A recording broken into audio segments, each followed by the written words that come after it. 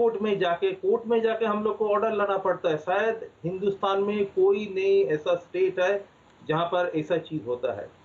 और इधर जो प्रॉब्लम है, देखिए मैंने तृणमूल का जो एक प्रॉब्लम है कि ये जो राजनीति है, जो पॉलिटिक्स है, ये इन लोग का एक नौकरी बन गया।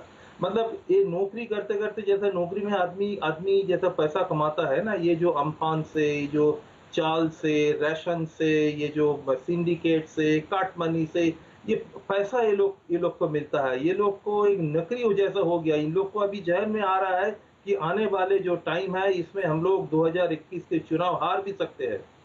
तो क्या होगा, हमारा नौकरी चला जाएगा, हमारा इनकम चला जाएगा। तो इसीलिए ये लोग भी इतना उतावला है। रिजू दत्ता, देन पार्थो, रिजू दत्ता, देन हलीम साहब। रिजू दत्ता ना प्लीज रिस्पॉन्ड, देन हलीम साहब। यस, मैं पार्थो जी से सिर्फ एक चीज बोलना चाहता हूं कि पहले बीजेपी को बोलना चाहता हूं, इनके तो गृह मंत्री आए थे, नड्डा जी आए थे, किसी पे तो किसी रैली, किसी फंक्शन में कभी परमिशन का प्रॉब्लम नहीं हुआ। रथ यात्रा को लेकर ये लोग मुद्दा बना रहे, ठीक है बनाइए, चलिए, इनके पास और कोई मुद्दा नहीं है। और कांग्रेस के प्रवक्ता को, मैं पार्थोदा को एक चीज बोलना चाहता हूँ। पार्थोदा, लास्ट आपके पार्टी ने बंगाल में रैली किया कब था? आपके तो अध्यक्ष बंगाल इलेक्शन में आ ही नहीं रहे हैं। तो पहले तो रैली का मुद्दा बनाइए, उसके बाद। लेकिन रिजू वो ये बात कह रहे हैं कि आप चुनाव हार रहे हैं, आप चुनाव हार रहे हैं, इसलिए आप डर रहे हैं। लेकिन वो ये बात कह रहे हैं, आप वो क्यों कह रहे हैं, कहां से कह रहे हैं, किस एंगल से कह रहे हैं, पार्थो लेकिन कह रहे हैं। जवाब दे देता हूं, 5 सेकंड।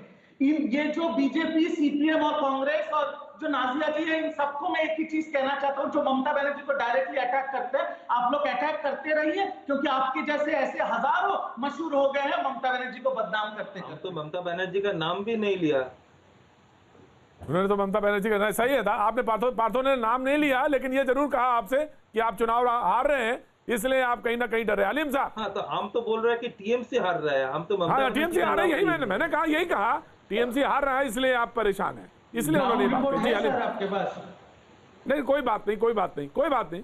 हलीम साहब। जी देखिए, ये तो भारतीय जनता पार्टी और तृणमूल कांग्रेस की मिली भगत है। अब राजू बिष्टा साहब जो राज्य से आते हैं मणिपुर, वहाँ पर भारतीय जनता पार्टी की सरकार तृणमूल कांग्रेस की जीती हुई एमएलए के ऊपर निर्भरशील है। तो मणिपुर में भारतीय जनता पार्टी और तृणमूल कांग्रेस की मिलीजुली सरकार चल रही है, और बंगाल में वो लोग इस तरीके के छवि सामने लाना चाहती है जैसे वो लोग एक दूसरे से लड़ रहे हैं। नीतिगत अवस्थान दोनों दलों का एक है। मोदी साहब ने जो किसानों के संक्षेप में जो कानून बनाए हैं, 3 कानून बनाए हैं, वो ममता बनर्जी यहाँ 2014 साल में पारित की है। संगठन के आप रूप में देखें तो आज भारतीय जनता पार्टी के पिछले लोकसभा चुनाव में 18 में से 14 तृणमूल कांग्रेस के लोग थे। जैसे आयाराम लोग को भारतीय जनता पार्टी कबूल कर रही है तृणमूल से, इससे तो बात स्पष्ट है कि इनकी ये जो लड़ाई है, ये लड़ाई जो मूल विषय है ये 2021 के चुनाव में कि नौकरी का सवाल में तृणमूल कांग्रेस और भारतीय जनता पार्टी की क्या अवस्थान है, इसको वो लोग बोलना नहीं चाहते।